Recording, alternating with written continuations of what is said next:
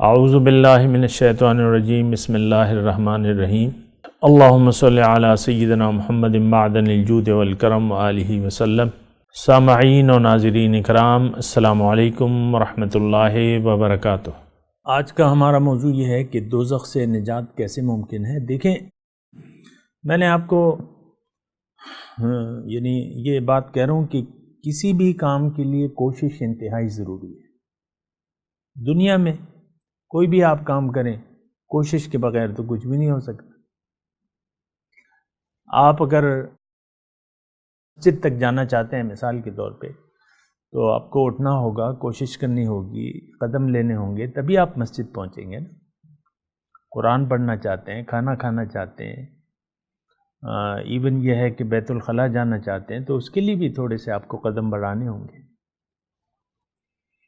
کوئی کام ایسا نہیں ہے دنیا میں جو بغیر کوشش کے ہو سکے۔ یہ عام کام ہے، عام کام ہے بالکل۔ کوئی کام آپ ایسا نہیں بتا سکتے کہ وہ آپ کرنا چاہیں، آپ کرنا چاہیں۔ اب ایک تو آپ یہ کہہ سکتے ہیں نا کہ بھئی آکسیجن ہے، میری ضرورت ہے، وہ بغیر کوشش کے مجھے مل رہی ہے۔ کوئی کہہ سکتا ہے کٹ حجت کہ بھئی خواہ خواہ ایک بات میں آپ نے کوئی بات کرنی ہے، تو وہ ایک الگ بات ہے، لیکن آپ جو کام کرنا چاہتے ہیں بغیر کوشش کے کوئی کام ممکن نہیں۔ چھوٹے سے چھوٹا یا بڑے سے بڑا۔ بڑے کام کے لیے بہت محنت چاہیے، چھوٹے کام کے لیے چھوٹی محنت چاہیے۔ ایک کاروبار جمانا چاہتے ہیں آپ، بچہ ایک ڈگری لیتا ہے MBBS کی، تو آپ دیکھ لیں اس کے لیے آپ کے یہ تو پہلے آپ کا ذہن ہے کہ میں نے اس کو ڈاکٹر بنانا ہے یا انجینئر بنانا ہے یا فلاں فلاں، تو پھر آپ والدین اس کے لیے کوشش کرتے ہیں، کیونکہ بچے کو تو کچھ پتہ نہیں ہے۔ بچہ تو کہتا ہے میں نے اسکول نہیں جانا۔ میرے ایک نواسی ہے، کہتی میں اسکول نہیں جاؤں گی، 3 سال کی۔ بچہ تو نہیں، پابند نہیں ہونا چاہتا۔ ہم جب چھوٹے تھے تو آپ لوگوں کا تو مجھے پتہ نہیں، تو چھٹی پہ ہم بہت خوش ہوتے تھے۔ جب چھٹیاں ہوتی تھیں یا اعلان ہوتا تھا، ایک شور مچ جاتا تھا۔ کہاں پہ؟ کلاس میں۔ جب چھٹی کا وہ کہ بھئی یہ آج سے تمہاری چھٹیاں ہیں، تو ہم شور مچا لیتے۔ تو بہرحال یہ دیکھیں ساری باتیں ہیں، اس کو سوچنا اور سمجھنا ہوگا۔ دوزخ سے نجات ممکن نہیں ہے جب تک آپ اس سے پیچھا نہ چھوڑائیں۔ یہ آپ کے پیچھے لگی ہوئی ہے۔ یعنی انسان جب دنیا میں آتا ہے نا، تو یہ دوزخ اس کے ساتھ ہوتی ہے، اس کی انسان کی جنت اور دوزخ اس کے ساتھ ہے۔ یہ نفسانی خواہشات کیا ہیں؟ یہ دوزخ ہے۔ آپ نفس کو آپ قابو نہ کریں، اس کو کھلی چھٹی دے دیں، تو اس کا مطلب یہ ہے کہ آپ قرآن کے روح سے میں آپ کو کہہ رہا ہوں، فَخَلَفَ مِن بَعْدِهِمْ خَلْفٌ أَضَاعُوا الصَّلَاةَ وَاتَّبَعُوا الشَّهَوَاتِ فَسَوْفَ يُلْقُونَ غَيًّا۔ ایسے جانشین ہوئے نیک لوگوں کے بعد جنہوں نے نماز کو ضائع کر دیا اور خواہشات کی اتباع کی، تو اب یہ ہے نا کہ یہ دوزخ میں پہنچیں گے۔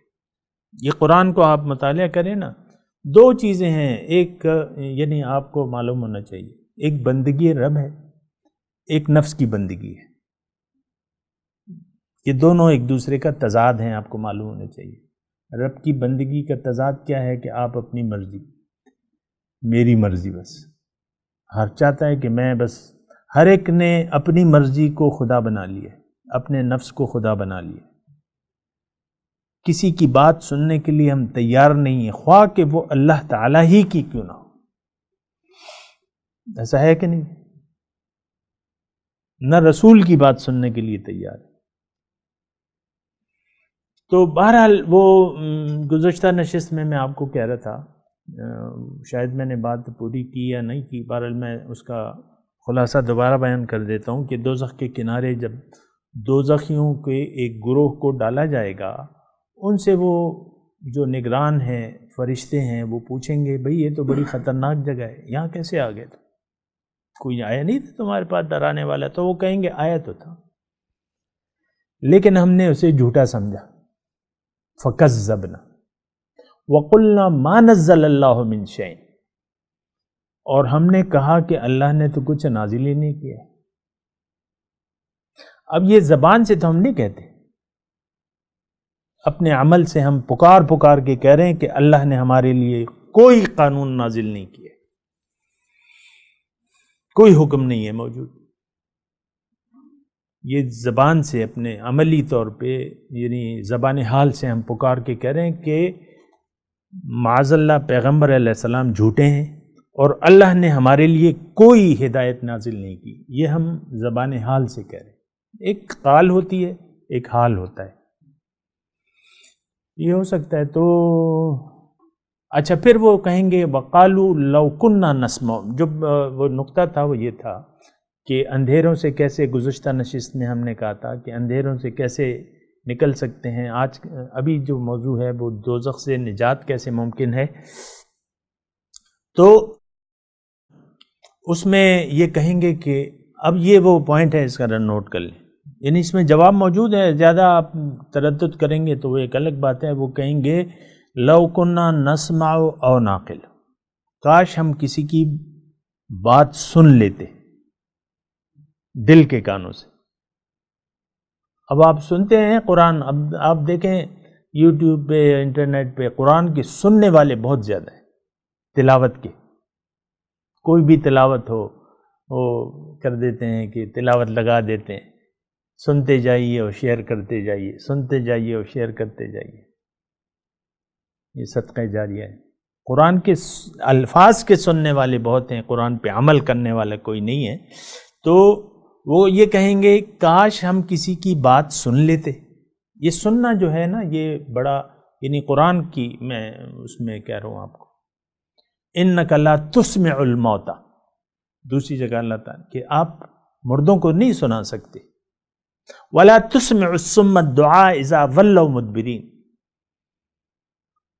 اور جب آپ سے پیٹھ پھیر کے کوئی چلا جائے اس کو بھی آپ نہیں سنا سکتے. یعنی آپ ایسا ہوتا ہے نا بعض اوقات ایک دوستوں کی مجلس ہے، ایک کسی مسئلے پہ ناراضگی آ جاتی ہے، ایک دوست اس کے اٹھ کے مجلس سے چلا جاتا ہے تو لوگ اسے پکارتے رہتے ہیں. اب اس نے تو فیصلہ کر لیا ہے کہ میں نے تو جانا ہے. بات سنو یا بات سنو، بعض اوقات ہوتا ہے. تو وہ جب پیٹ پیر کے چلے اس نے فیصلہ کر لیا ہے. تو ہمارا یہ فیصلہ ہے آج کہ ہم نے بات نہیں سننی. قومی طور پہ، انفرادی طور پہ ہم نے کسی کی بات نہیں سننی. سننی ہے تو دو کان ہیں میرے پاس، ایک سے سنوں گا دوسرے سے نکال دوں گا. اللہ اکبر. تو وہ یہ کہیں گے کہ کاش ہم کسی کی بات ہی سن لیتے. لو کننا نسمع. اب دیکھیں قرآن سے زیادہ تو میرے پاس کچھ بھی نہیں ہے، یہ میں آپ کو بات بتا دوں. یعنی یہ ابھی پہلے بھی سوال ہوتا ہے نا کہ کیا کیا کیا قرآن کے علاوہ تو کچھ ہے نہیں میرے پاس، کوئی اور طریقہ ہی نہیں ہے میرے پاس کوئی. یہ ایک بات نوٹ کر لیں، اس سے زیادہ جو میں بتا رہا ہوں بس یہی بات ہے، اور قرآن میں سب کچھ موجود ہے. تو جناب وہ کہیں گے کہ کاش ہم کسی کی بات سن لیتے، یعنی دھیان دے کے دل کے کانوں سے سنتے اس کی بات. او ناقل ہو، دوسری بات ہے، یا ہم عقل سے کام لیتے. تو عقل سے دیکھیں یہ دونوں باتیں ہم نہیں کریں، نہ عقل سے کام لے رہے ہیں. عقل کو ہم اصل میں جو بنیادی غلطی ہماری ہے وہ یہ ہے کہ ہم ایک دھوکے کا شکار ہو گئے ہیں. بنیادی جو، یعنی آپ اگر مجھ سے پوچھیں کہ یہ سب کچھ ایسا کیوں ہو رہا ہے، ہم تو بڑی گمراہی میں ہیں، یہ ہے وہ ہے، تو آپ اگر مجھ سے پوچھیں کہ تو یہ ہم کیوں کر رہے ہیں، تو میں آپ کو کہوں گا کہ یہ ایک دھوکہ جو ہمیں لگ گیا ہے ظاہر کا، تو اس وجہ سے ہم اب ظاہری کو دیکھ رہے ہیں، ظاہری کو سن رہے ہیں، اور ظاہری کو پہ یقین ہے ہمارا. تو ایک دھوکہ لگ گیا ہے، ظاہر کا دھوکہ. اور یہ بھی قرآن میں اللہ تعالیٰ نے فرمایا کہ یعلمون ظاہرا من الحیات الدنیا وہم عن الآخرۃ غافلون، کہ یہ لوگ دنیا کے ظاہر کو تو جانتے ہیں لیکن اس کے باطن سے غافل ہیں، آخرت سے غافل ہیں. تو وہ دھوکہ اصل میں لگ جائے تو آپ کو پتہ ہے، بعض اوقات ہم دھوکے میں آ کے ایک سودا کر لیتے ہیں. ویسے میں ایک بات بتاؤں، ایک خراب چیز کو اچھی قیمت پہ خرید لیتے ہیں، بعض اوقات آپ ریڑھی پہ چیز اچھی نظر آتی ہے، وہ چیز آپ خرید لیتے ہیں، گھر میں آ کے تھیلا کھولتے ہیں تو آپ کو پتہ چلتا ہے کہ کیا لے لیا میں نے۔ یا اسی طرح رشتوں میں بعض ایسا ہوتا ہے، یا بچے جو ہیں، ایک بچہ جو ہے ایک اسکوپ کو دیکھتا ہے اور جب وہ ڈگری لے لیتا ہے تو اس کا اسکوپ ہی نہیں ہوتا۔ مثال کے طور پہ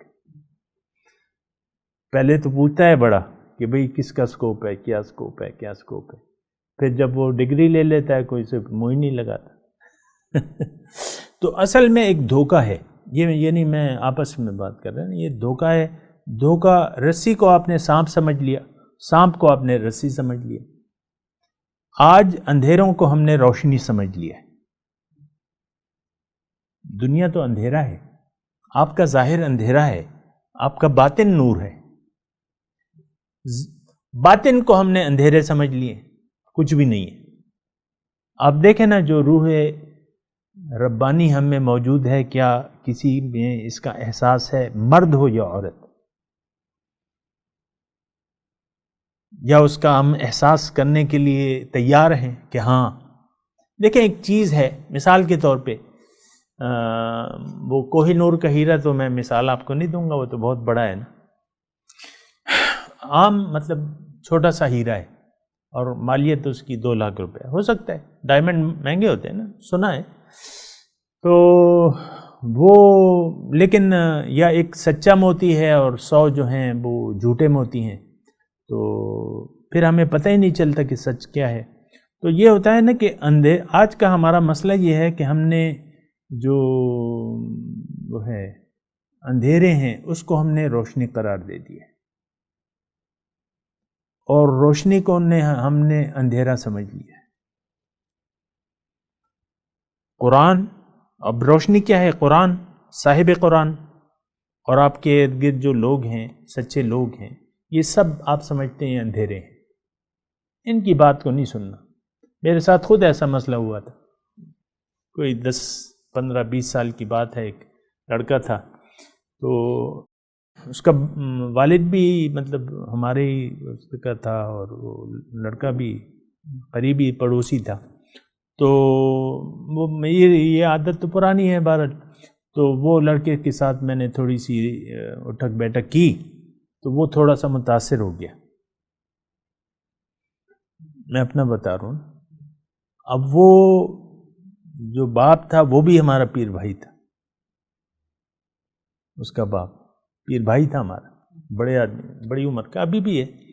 تو وہ جب اس کو دیکھا کہ یار یہ تو اس سے مل جل رہا ہے اس لڑکے سے، پھر اس نے اپنے بچے کو سمجھا دیا۔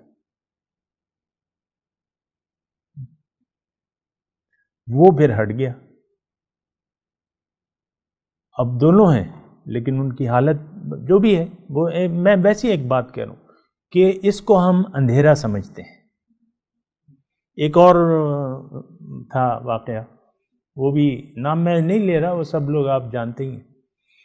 تو باپ تھا، اس کا بیٹا، شادی بھی اس کی میرے سامنے ہوئی باپ کی، اور یہ وہ تقریباً میری عمر کا تھا، تو وہ بیٹا ہو گیا۔ تو اس کو ظاہر ہے کہ وہ تعلق تو ہوتا ہے، پھر بیٹوں سے بھی ہوتا ہے، اس سے بھی ہوتا ہے۔ تو میں نے اس کو کہا، اس کے باپ کو، کہ بھئی اس کو ذرا میرے پاس بھجوا دو، بیٹے کو۔ باپ نے کہا میں بھی آؤں گا۔ سمجھ رہے ہیں